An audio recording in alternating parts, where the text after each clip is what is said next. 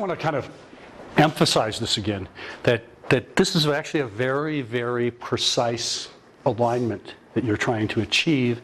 And if you have kind of irregularities in it to some degree, it diminishes the amount of power you will have. And it will diminish the amount of power you can also take in. Because if you think of martial arts from a kind of very simplified standpoint, you basically do one of four things. You either bring power into you, you throw power out from you, you put power into the ground, and you put power up. And there's a lot of variations on that and a lot of different angles you can do it on, but that's kind of pretty much what you do. And having this connection really together allows you to optimize those. And that's one of the reasons it takes a lot of work. It's really easy to get like parts working out of phase. Like a push, instead of it all happening at once. And again, I spoke yesterday a little bit about this, that the idea, that it comes up and out. Well, yes, it does. But your body, when it opens and is doing the discharge, or if I'm absorbing strength, it's done through the whole body simultaneously. If you have these kind of segmentations, it's one slower and it doesn't have as much strength because you're not utilizing all the parts together. Okay? So are you able to get a little feeling of that kind of twisting while you're pushing? Okay. Well, I want to have you look at something here. And Michael, why don't you come up here? I'm not going to throw you or anything, but I just want to. So I want to go ahead and turn to the side here so I can get this. Okay. What I want you to do, I want you to put me into a twisted arm bar of some sort. Okay, good. So there he had my wrist in a good lock. I probably could have dropped to the ground and slipped out of it, but it's not that easy, okay? Now, if as he goes to set it, I'm mobile and I'm twisting, and here's the really interesting thing, if I twist with my whole body, very tight. Yeah. It's strong. Very strong. And so it's not just that I'm slipping out of the way of the thing, I'm actually just overpowering your strength with a twist. You're not just wiggling out No, of it. no.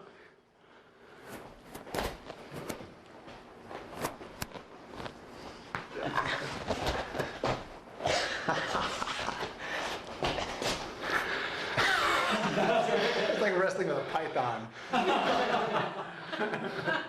But it's very interesting because it's not just I'm not just kind of slithering around. I'm actually really being connected into my legs. I'm being very conscientious of where I'm twisting.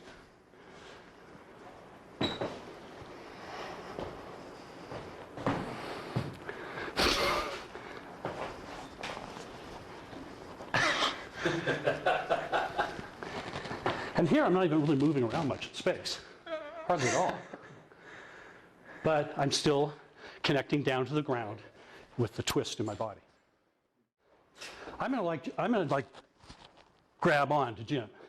And your job is to connect the twists in your body so you're moving through your twists and getting it really integrated so that's better at the end. Okay? So go ahead and try that for a little bit. The ground, you have to spiral. Try to do it just as an exercise, Donna, without kind of really shifting your weight around. Okay. Try to really just control it through the twisting, through your right channel. I don't know how to control it exactly. How do I control with that? What? Well, grab my arm. Uh-huh. And so, how am I grabbing your arm in the first place? Oh, that doesn't matter. Okay. Okay. I see. Separating the arm out. Right. Yeah, that wasn't bad. You get Blocks, you're going to get a channel. yeah. You don't want to get a block. It's like So So that's. Okay, now I got it there. Yeah. Yeah. So like if you're locking me or doing something on me, it's like, I'm really just doing this. When you really just do it. adjustment, right? I guess I just. Yeah, if John grabs on me, you really can't hold it. It's really hard to. You don't let go either. See the movement coming from here. Yeah. He was using that If you midpoint try to there. resist your arm, you're going to hurt your shoulder. Yeah. You got to get it in. You got to you really want to get it into your feet. Yeah. So that there's, and if, Ron, can you do something? Can you actually do kind of a close-up of like down to my feet for a sec?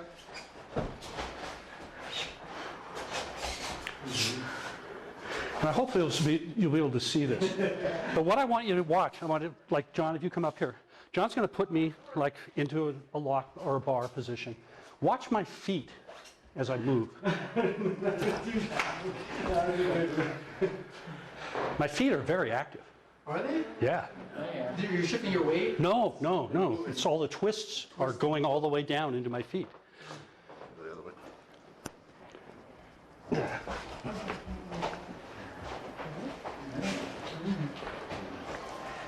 So it's really a twist that is active through the entire length of your body, not just out in your arm. If you do it out in your arm, it's very weak, relatively speaking, and you'll jam up against it. If you really twist through your whole body, it has a lot of power. And beyond a certain point, you don't want to. Okay, yeah, you don't even need to do as big of kind of up, down, external movement. Try to really get it to like come from the twisting. Even smaller. Yeah, Yeah. So less is more, I guess. yeah, yeah. That's cool. Yeah, because what you usually think about, these Right, big movements. right. You don't need it. Yeah, this is like what you get, but it's all condensed. Right. It's the same thing, but just go down. So watch this for a second, because this is Ken is going to get me in what's really a fairly awkward position, right? Yeah. Okay. Now I'm going to even let him get to the point where I'm disconnected on this side. I can only twist out of this like. Okay. Okay.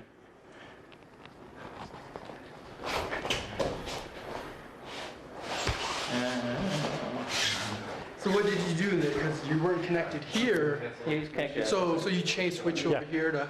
Yeah. Twist out of that part of my body. Okay. There you go. That's hard.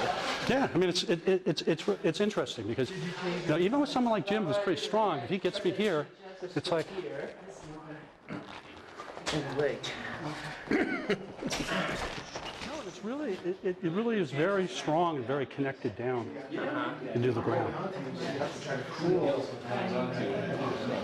And when you have that, then you have this kind of freedom. You have a tremendous amount of internal freedom of movement, but it's powerful. It's not just kind of moving around. And that's a mistake a lot of people who do Tai Chi make, is they just move around a lot and they're not connected. If I go into my back foot and I'm falling away from you and retreating, that's what happens. You get stuck. And then the tendency to happen is I get there and then I start fighting back. Yeah. Yep. Okay? That's almost always what happens. What you have to do is when you go into the back leg, you're never disconnected to the twisting in your body. So as immediately as I'm going into my back leg here, I'm in my feet. And although my weight's back there, It's connected to this arm there. yeah, Your arm's still alive. yeah. Okay, I want to add one more piece to this. That really makes this. It kind of integrates what we were doing with the pushing. Because right now, what I've been doing, and what I've been watching people, if like Michael comes up here and does this, and he goes to put me in a.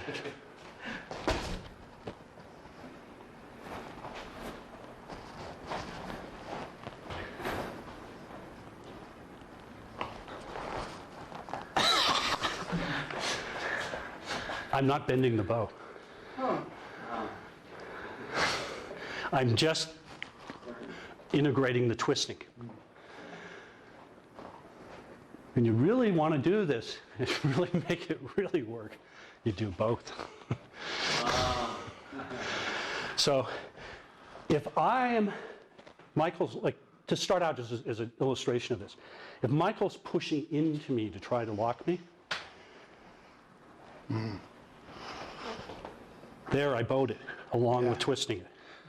Yeah, so now your strike's much more powerful. You're not Yeah. just eluding, you're setting me up to, Right.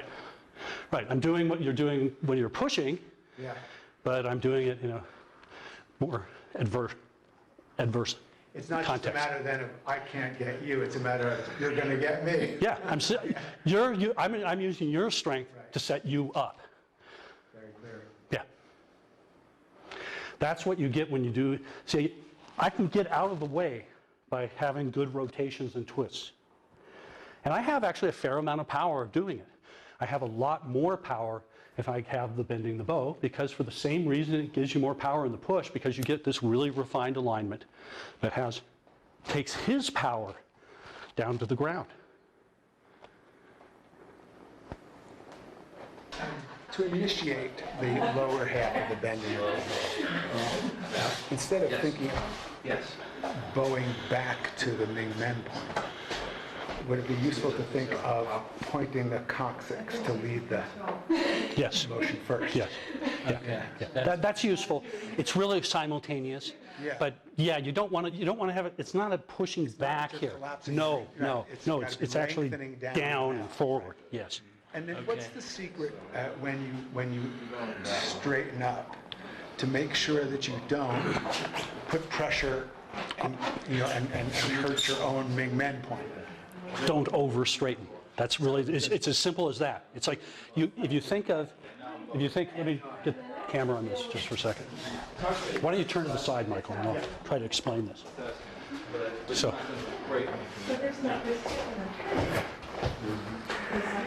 if Michael goes into the bending of the bow, okay, here, okay, what I want you to do is, this is almost like the neutral position. This is not the real, this isn't the bend, this is like the bow with the string, but nothing's happening. Well, there's tension there.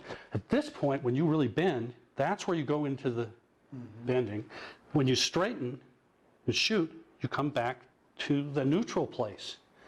And what people tend to do is overshoot. They tend to go, okay, there I'm in the neutral place. There I do the bend. That's the release. That's why when you're watching me doing it, it doesn't look like that big of a motion, because it actually isn't. I'm not doing this.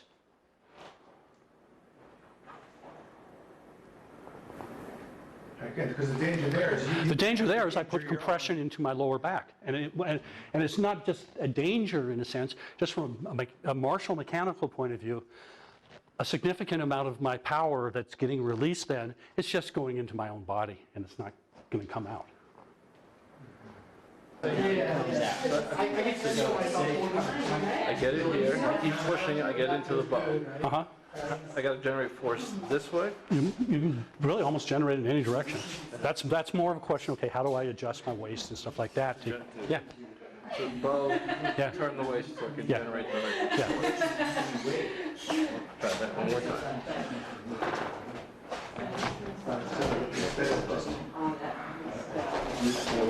The other thing that happens with him that's really weird, I mean, when he puts his muscle on, he's very strong. And when he gets to that point, when he gets in there and then he gets in, this loosens. That loosens. That's good.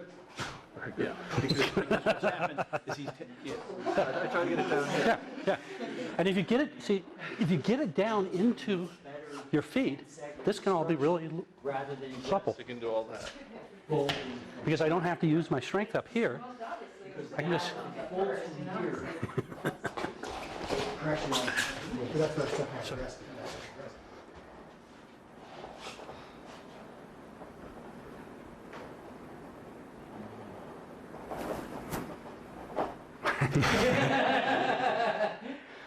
here's where you run into a problem.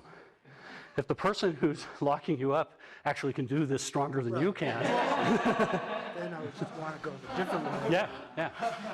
Yeah, you can, I mean, it's still at some point, it's a question of who has more strength at some point in doing something like that. You can't be married to any particular thing. Right, right, Going with right. what the other person is doing. Yeah, yeah.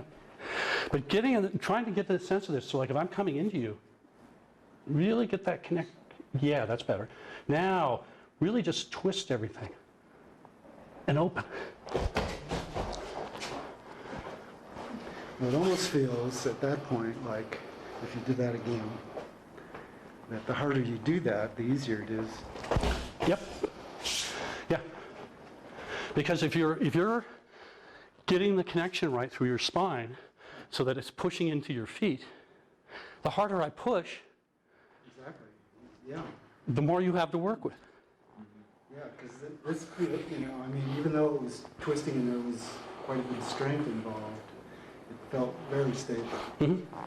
Yeah. I wasn't going to go Yeah. That's the idea.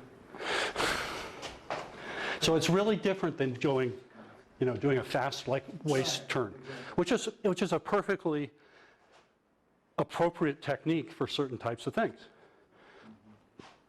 But it's not as integrated because your upper and lower body are really not as synced when you do that. And it can have quite a bit of strength. Well, yeah, especially since you're providing a lot of strength. Yeah.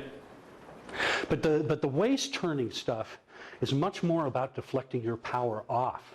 So like if I'm trying to get on you and you do a fast waist turn type move, what you're trying to do is really get just the power off of you.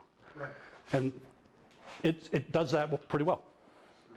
But this is a little bit different because this is trying to really get all the power to go to the floor and then come back out. Well, and a quick waist turn is going to be more effective if in fact that is going to the floor. Yeah, yeah, but it still takes the person's power off of you. And so ultimately you don't get as much to work with. Workshop of destruction. Yeah, no, like if Ron pushes on me here and I do a fast waist turn type technique, it gets him off me. But I don't have his power. If I take it in,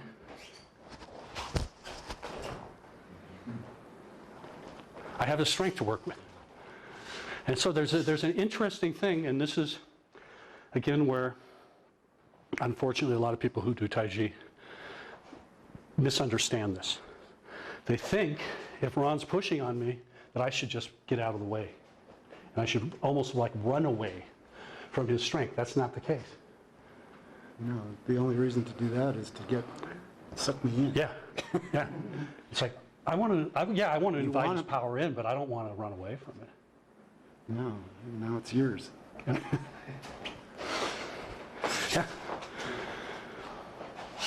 And that's a hard thing to kind of get because, on one hand you're going, oh, I should be soft and I should be fluid and all these things.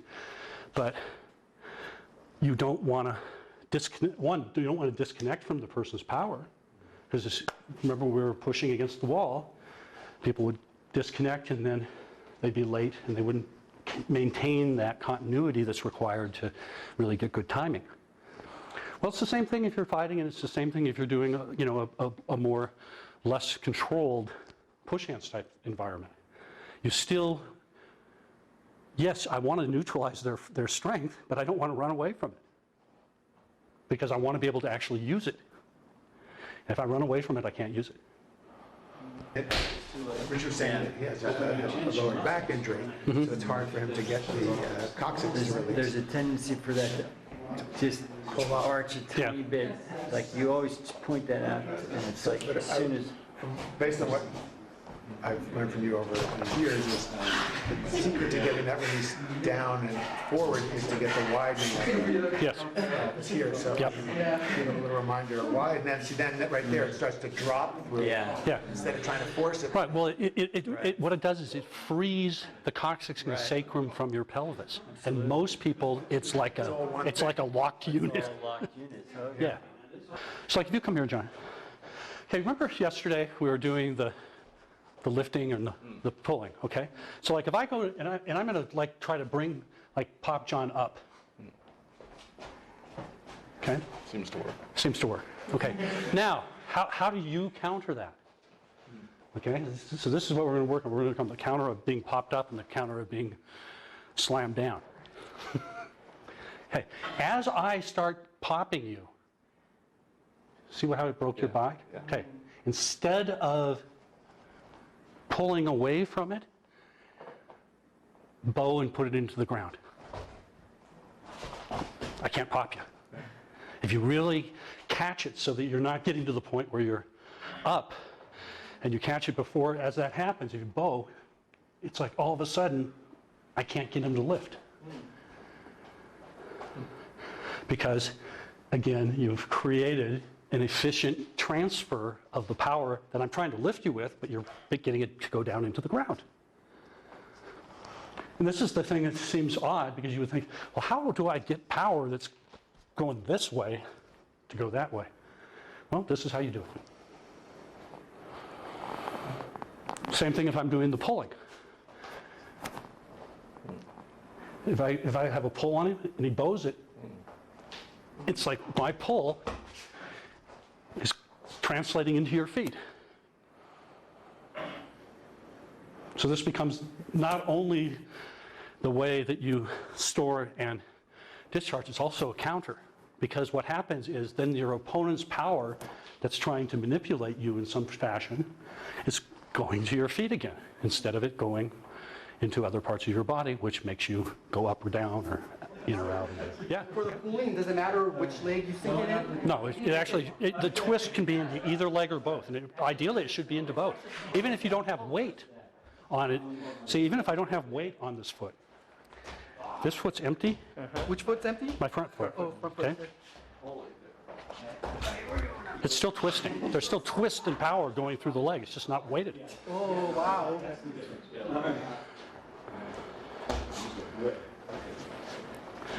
Let me explain this. This is something that I also think is often misunderstood in Taiji. So if you come up here, Candy, for a second. People often mistakenly think if I have no weight in this leg, it's not doing anything. It's very active. My empty leg is as active as my weighted leg. If you watch me here, where I'm weighted here, I just created a twist along this whole side of my body that's going from my foot.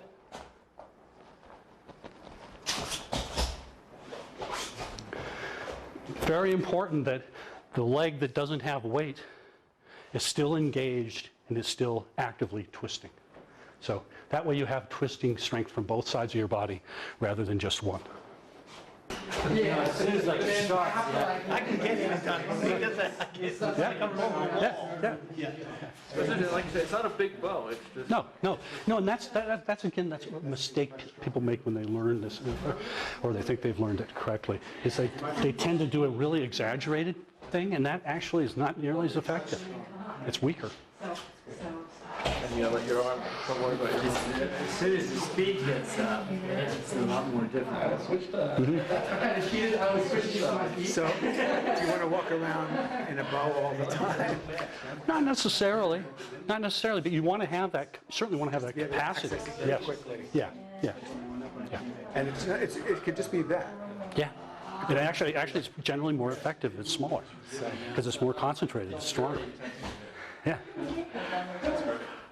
Yeah, I mean, that's like when you do the bow, it seems like there's one point in your spine that literally it bows around.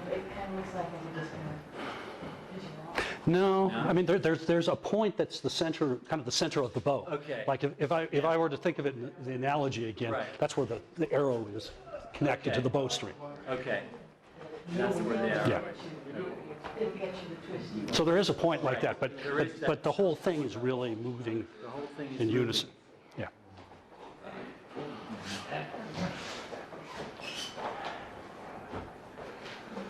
Yeah.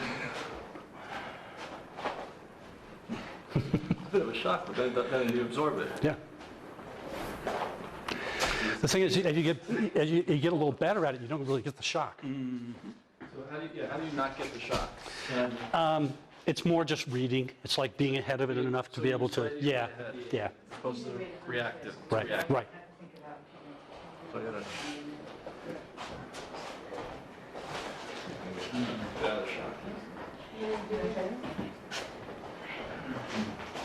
Okay.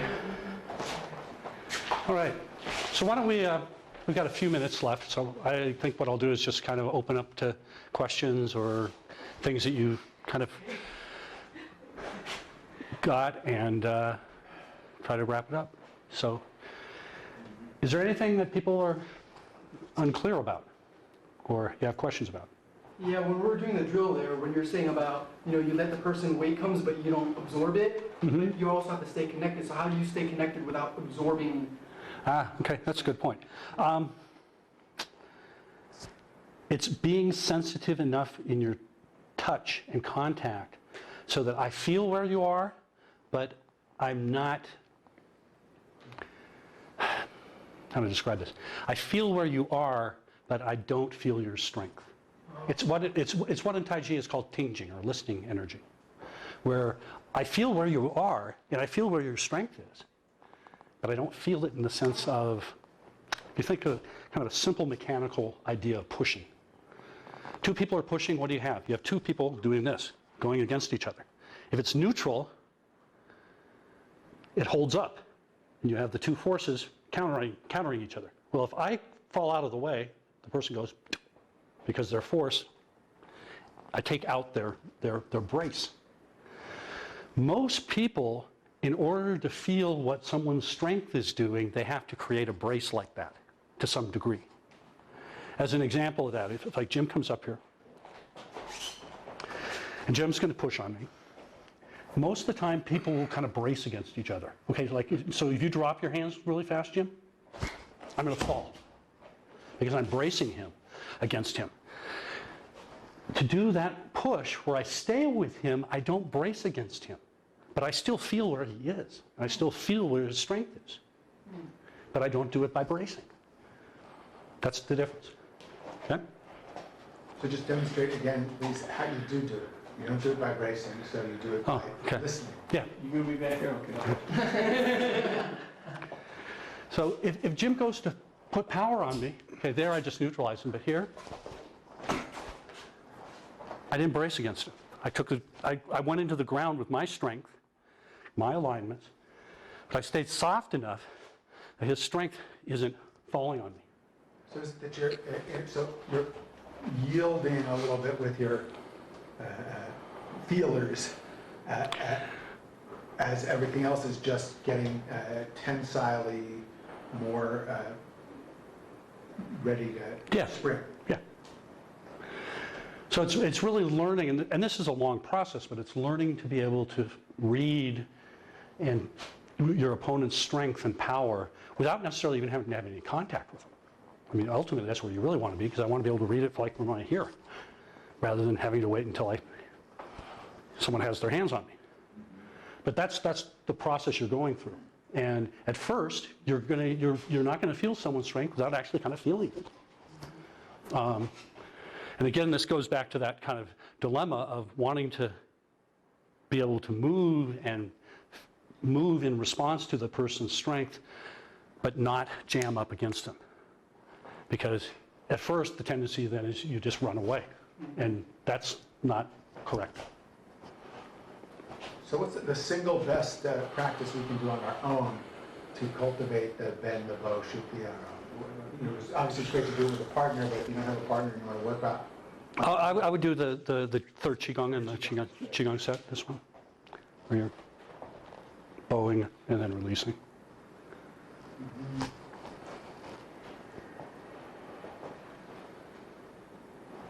Okay, other questions? Everybody got it? You want to address the issue of, well, the legs are going the opposite direction, I would guess. Same. Unless you're a goal. chicken, yeah.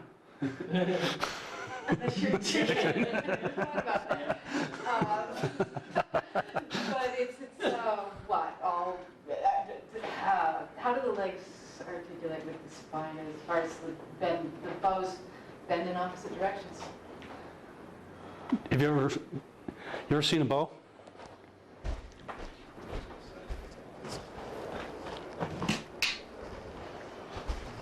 If this one had a string, what is it doing? It's a double recurve. So the legs are the little curved Yeah, part you got yeah, your hand on. Yeah, and Okay. that's the arm. In terms of, you're saying the pelvis opens up. Now, Mhm. does the pelvis articulate also like closing and opening as you're bowing and? Yeah, I mean, yes, it does. But it's not like, it's a very smooth articulation. Yes, but it does. So, Yeah. so as the bow's releasing, it's also closing a bit? A bit, yeah. And- But again, it's the idea of opening and closing, not going from like, if this is my neutral place, Right. It doesn't. opening and then it doesn't go in here. It works from like the neutral place out and back to the neutral place. Okay, and the same thing with the spine? Yes. Is there a particular, like, say, the front versus the back of the spine opening when it releases, or does that really not matter?